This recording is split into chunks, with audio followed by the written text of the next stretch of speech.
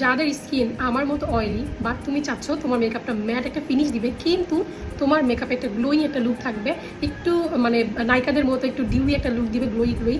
So তারা যেটা করবা সেটা হচ্ছে, ধরো এই ফাউন্ডেশনটা, ইভারলির এই ফাউন্ডেশনটা হচ্ছে অয়েলি স্কিনের জন্য অনেক বেশি ভালো। এখানে লেখাও আছে এটা, ঠিক আছে? এটা ফুল কভারেজ একটা ফাউন্ডেশন, এটা কিন্তু একটা ম্যাট ফিনিশ দেয়।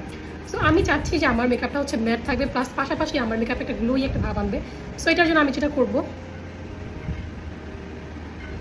ফাউন্ডেশন নিলাম, ঠিক আছে? ফাউন্ডেশন নিয়েছি এখানে।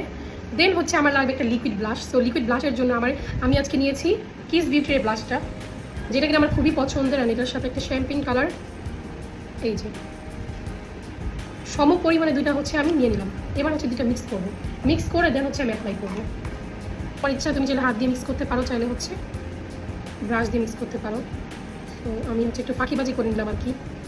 ওকে, দেন হচ্ছে তুমি তোমার স্কিনে বসিয়ে দিবা। ওকে,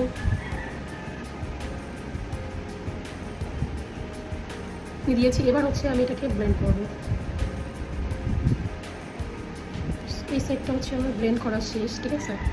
ওকে, তোমার যদি মনে হয় যে তুমি আর একটু ডিউলি করতে চাচ্ছ, মানে তাহলে হচ্ছে একটু করে বেশি করে হচ্ছে তুমি হাইলাইটার দিয়ে দিবা। ওকে, আবার হচ্ছে ব্লেন্ড করে ফেলবা।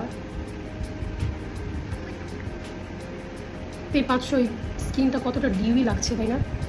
ডিউ একটা লুক কিন্তু অলরেডি চলে আসছে। একটু হালকা করে ফেস পাউডার দিব।